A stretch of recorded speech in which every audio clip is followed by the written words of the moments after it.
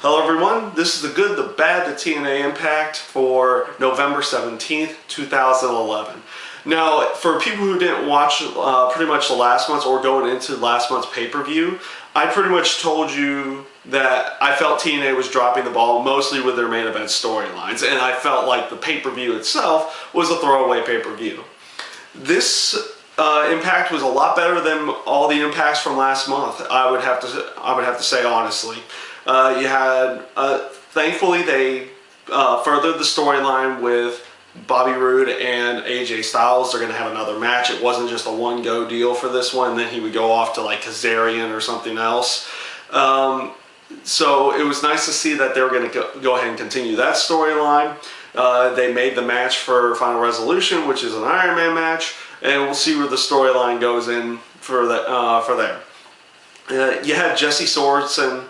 Also, I like how they're keeping this Jesse Sorensen thing going as well against Austin Aries and Kid Kash. Not to mention they're throwing another little tidbit storyline with Kid Kash and Austin Aries itself. They could not work together in the in the end, they didn't work fully together in the pay-per-view, and in the end, in the tag match that they were in, they did not work well together again. So you got two kind of going storylines there. One with the up-and-coming young star trying to earn his way in, and the one with the two veterans that are just seeming not to work together too well at this point in time.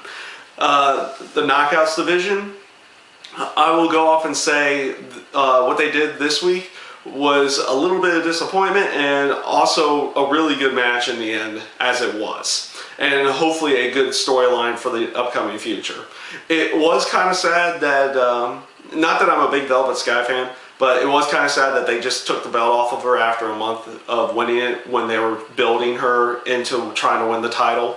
It was nice to see Gail Kim win the title at the pay-per-view, but I didn't feel like it was necessary at the time. And what they ended up doing was they were going to determine a new #1 contender, so they had a 10-woman gauntlet match. It was one-on-one matches until the last person was eliminated. They go ahead and they eliminate Velvet Sky probably within the first couple matches. Once again, they were keeping into the storyline that Karen Angle's trying to keep everything around the people that she wants to keep it around. So Velvet was right at the beginning and got eliminated a few matches in. The point where Mickie James came in, the entire match turned around. The thing I actually liked about the 10-woman gauntlet match was that they kept the matches that needed to be quick, and they gave time to the other matches that could have been better matches to begin with or better one-on-ones. And it ended up being a lot longer match than you would typically see for a Knockouts or women's division wrestling in the United States. So it was nice to see Mickie James ends up picking up the victory in the end, and it was a nice match to watch, in all honesty. The Jeff Hardy angle, pretty much the entire Jeff Hardy angle with, I know I'm saying it a lot, with Jeff Jarrett, for me at the pay-per-view ended because, you know, Jeff Jarrett lost 3 times in a row. Yes, he's going to be mad, but seriously, how can you take him seriously into that another match when he's already been beat 3 times? So for me, it felt like the storyline ended, but they're obviously going to continue this storyline. And they started it, Jeff Hardy came out, he was trying to thank the fans and everything. And then Karen Angle came out, started berating him and everything like that, which brought Jeff Jarrett out to try to do a sneak attack. Hardy sees it, Karen tries a sneak attack type deal, Hardy catches it and then catches Jeff Jarrett again. So all in all, they haven't made Jeff Jarrett look strong in this at all, and I don't see a use for this storyline.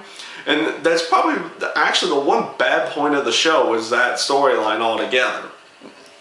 And to basically go with the next storyline that I was going with, because I'm done with the Jeff Hardy deal, the next storyline, the whole Gunner versus Garrett Bischoff type deal, or just the Garrett Bischoff angle in general, it's getting a little better after it's had about a month or so going into it.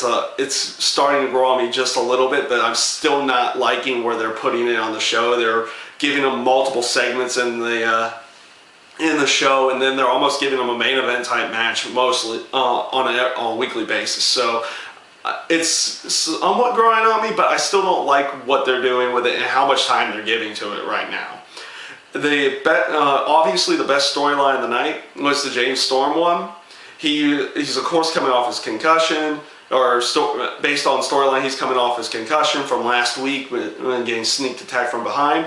He was there to try to find out who did it, and he was doing the typical interrogating, essentially blaming everybody he could, even to the point that he blamed AJ Styles for doing it. And then in the end, it was Kurt Angle coming out from under the ring and attacking him from behind. And they're obviously going to continue through the storyline from when Kurt Angle lost the title to James Storm. Obviously, it won't be for the title, which when I saw it, I knew it wasn't going to be for the title to begin with, because you knew James Storm wasn't going to keep it for that long. But all in all, the show was good. It felt like they had everything well organized, well planned. Nothing felt overbooked. Nothing felt crazy. Even though it looked crazy and out of control, it didn't seem like it was fully crazy and out of control, and their storylines seemed to mesh well together this week. So this was this week's Good, the Bad, the TNA Impact, and I thank you guys for watching.